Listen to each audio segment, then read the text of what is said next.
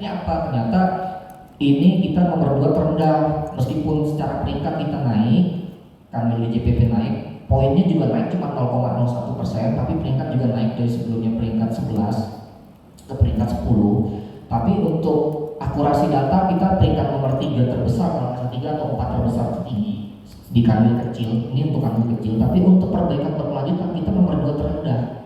Jadi poin perbaikan kelanjutan, saya udah diskusi sama Mas Safi'i, ternyata nggak cuma kanwil yang ngasih masukan, tapi KPPN sering ngasih masukan nggak gitu. Saya tanya masukannya dalam bentuk apa Mas? Apakah diskusi? Kan kami sering udah ngasih masukan dalam bentuk tertulis. Kalau GFS saya ada linknya masukan, tapi kalau yang kabur kan nggak ada di linknya tuh. Kalau GFS kalau nggak mau bikin naskah dinas bisa, saya bikin tulis di linknya tuh disediain poin masukan. Atau bertiket lewat HDJPB Mas, kata dia. Boleh buat itu, boleh lewat HDJPB ngasih masukannya, boleh buat ND. Nah, terus kalau bisa saya di notice gitu. Jadi kalau KPPN ada yang ngasih masukan, kami diinfoin lah, ditembusin meskipun itu lewat HDJPB. Nah, nanti biar poin nilainya naik gitu kan. Ini kan ikut kanwil ya, kanwil secara keseluruhan. Itu kita nomor 2 terendah. Nah, usulan masukan kemarin kan ada ide dari saya juga, ada ide kalau El Kampung itu perlu ngasih bulanan, apa nggak perlu aja lah kita buat masukan gitu. Atau kalau mau perlu bulanan tapi sistemnya kok nggak komparatif, harusnya kan komparatif, sistemnya harus komparatif. Kalau disuruh dibuat manual meskipun harusnya komparatif, sesuai prinsip salah satu prinsip laporan keuangan adalah komparasi. Tapi kalau harus dibuat manual saya rasa menjengkelkan banget. Sekarang masih manual gitu. Sekarang udah kayak sistem kita harusnya fokus ke analisis, tapi masih kritikal bikin manual kayak gitu. Ini aja manualnya masih banyak gitu dicarutkan, harus dibuat manual, nggak bisa diotomatisasi. Nah makanya maksudnya itu kalau saya juga mau ngasih masukan ke kantor pusat, bisa nggak kantor pusat bikin sistem online yang itu buat penyusunan aplikasi caleg. Kalau yang selama ini kita tahu kan aplikasi penyusunan caleg cuma pakai Excel ya, terus bentuk ya, tapi narasinya kita buat. Sementara kayak DJPK kemarin dashboardnya itu bisa analitik gitu, bisa bikin dashboard. Nah kalau bisa dashboard analitik pakai AI, nah deskripsinya juga harusnya bisa pakai AI gitu. Gimana kalau usulannya itu, saya ada kepikiran gimana bikin usulan yang lebih ini lagi, caleg itu jadi sendiri gitu. Rasanya pakai AI aja dia ngedetek gitu, dari to-do list, dari TDK dia nyari kekurangannya apa, jadi aja biarin gitu, apa adanya. Kita fokusnya ke analisis dan perbaikan aja, perbaikan untuk membina kesatkernya gitu kan, kesatkernya terus menganalisis proses mereka gitu, pemahaman, edukasi gitu kan, itu lebih penting daripada yang clerical tadi. Nah kita buat masukan kemarin di bulan Desember, kita udah buat masukan ke kantor pusat, udah jadi poin, tapi itu buat nilai nanti ya tahun 2025 ini untuk poin 2024 karena udah nggak dapat nilai lagi. Ini kan keluarnya di bulan apa ya Mbak Didi? Ini SK-nya cutnya dari November ya, berarti kita buat yang Desember. Jadi teman-teman, saya kemarin dapat informasi Pak Kamil, bener nggak Balikpapan katanya masih masukan, ada masuk? Nggak ada ke KPK usulan terkait penyusunan laporan keuangan, nggak ada. Kalau bisa kasih masukan. Oh,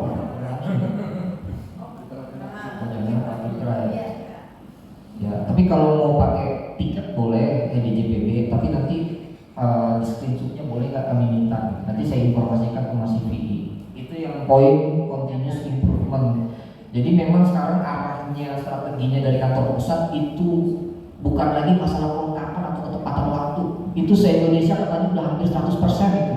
Ketepatan waktu juga katanya, saya ngobrol sama orang KPK, kalian juga ngirimnya bikin ND-nya di booking nomor, semua tepat waktu semua, nggak ada yang telat.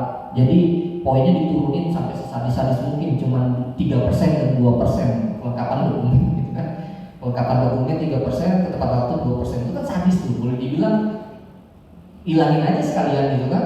Kalau 1%, kenapa nggak sekalian 1% gitu? Kalau kan tetap jadi perhatian, takutnya ada yang telat. Kenapa nggak 1%? Kok hitungnya repot? Ini aja biar digabung buat tambah 3 biar 5, biar hitungannya gampang gitu kan.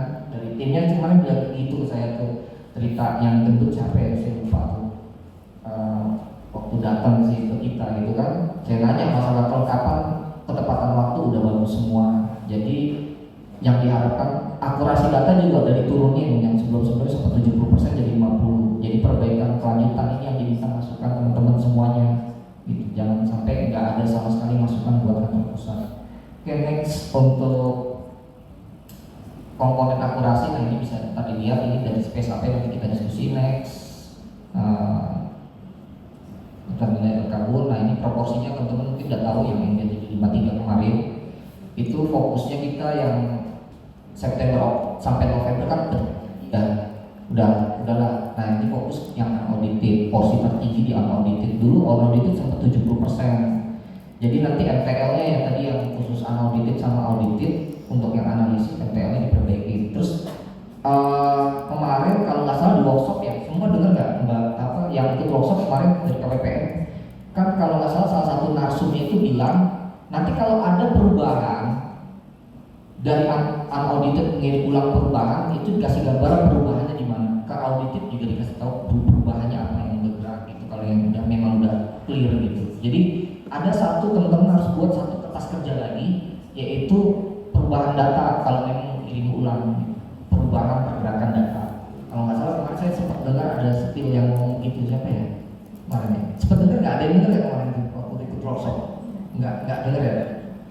Kalau dari Mbak Wati kemarin penjelasannya workshop yang jam 12 saya kan nggak ikut full ya, karena ada rekan saya diajak diskusi bola, saya bilang saya lagi ikut workshop, jadi saya nggak dengar full yang penjelasan Mbak Wati. Kemarin kasusnya cuma yang sama pajak aja, sama nggak ada yang selain pajak ya kan, cuma pajak aja kan.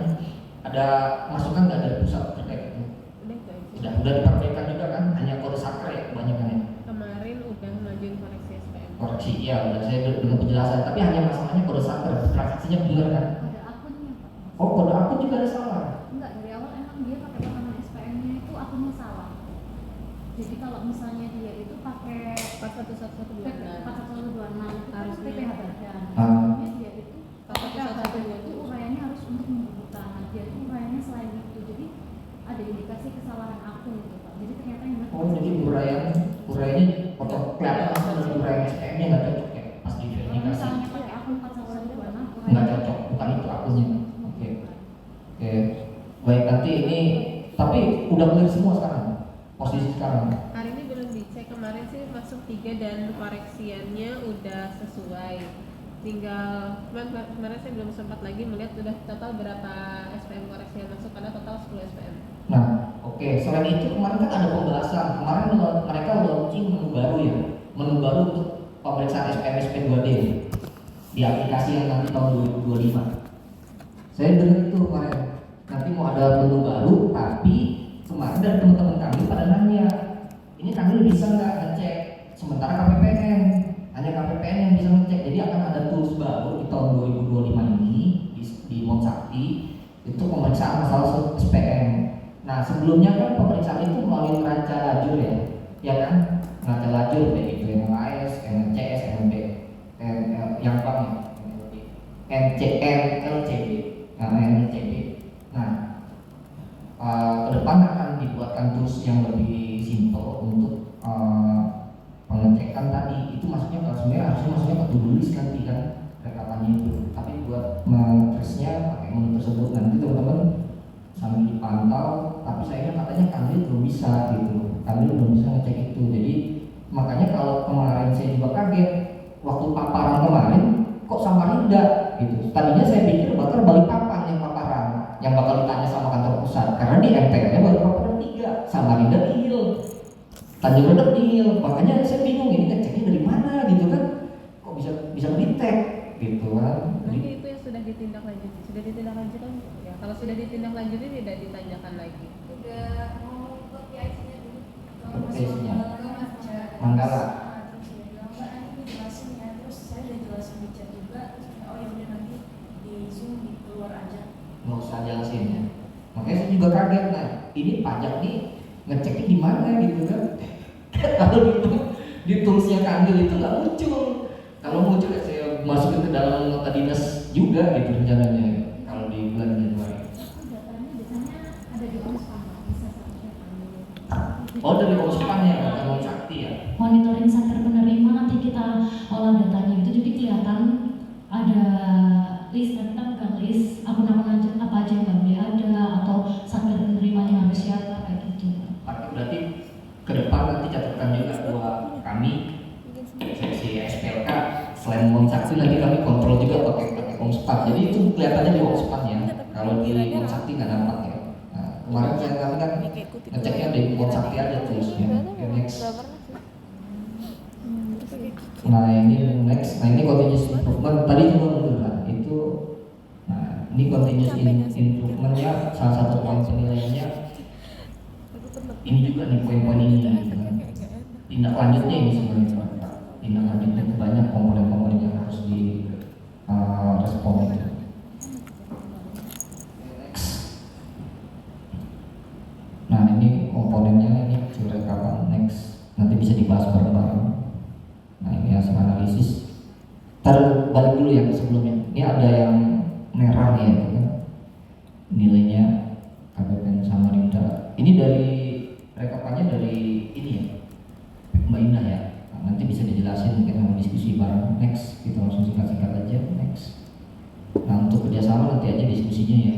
Kita saya sudahi dulu paparannya, diskusinya untuk bagian saya kembalikan lagi ke Pak Agus. Terima kasih semuanya. Assalamualaikum warahmatullahi wabarakatuh. Ya. Langsung.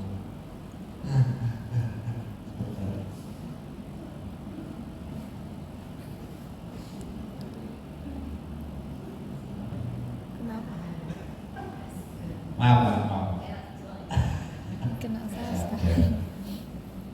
Ya, mungkin langsung kita untuk Mas. Iya, Pak Rasul. Ahli keuangan daerah. Ada yang tambahin nggak? Ada mau? Hah? Belum dapat bilang.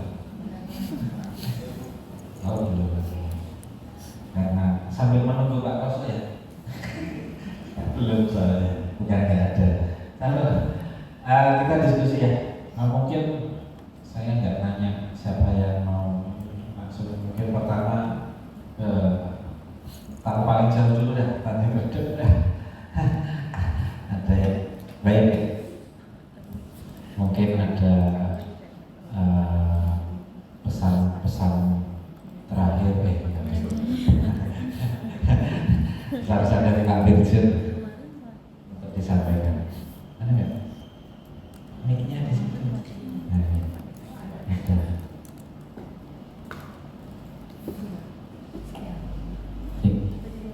Mungkin izin Pak.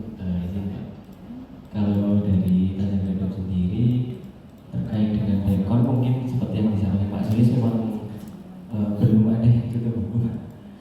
Walaupun memang kami sudah sampaikan dari tanggal 13 juga, kalau misalnya sudah selesai TDL, TDK bisa segera ditutup. Namun ya seperti biasa lebih menunggu keaslian satu masing-masing biasanya Pak.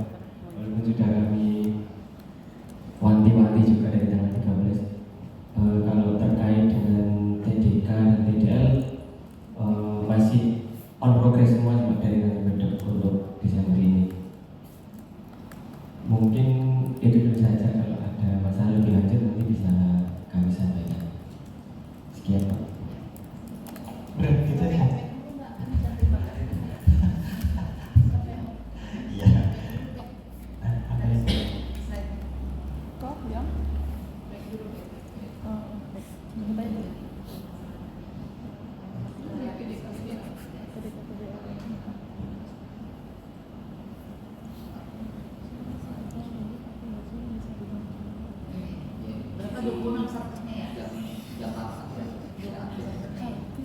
Iya benar.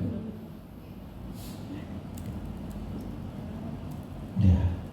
Jadi TDK itu bisa berubah kan ya? Bisa. Bisa tambah bukan berubah. Iya. Seperti yang TDK nanti kemarin sempat kosong, tiba-tiba tadi pagi ada 2 Iya, kegiatan. begitu. Karena saya cek tadi sebenarnya kalau dari slide-nya Ibu Rizka sama Pak Adi terus tanggal 14, 15 tadi sebenarnya tanggal 15 sudah berkurang. Tapi di saya kalau di jumlah itu yang persediaan bisa ada belum dikecilkan. Itu jadi 184 tadi bisa Pak Adi terus 150-an.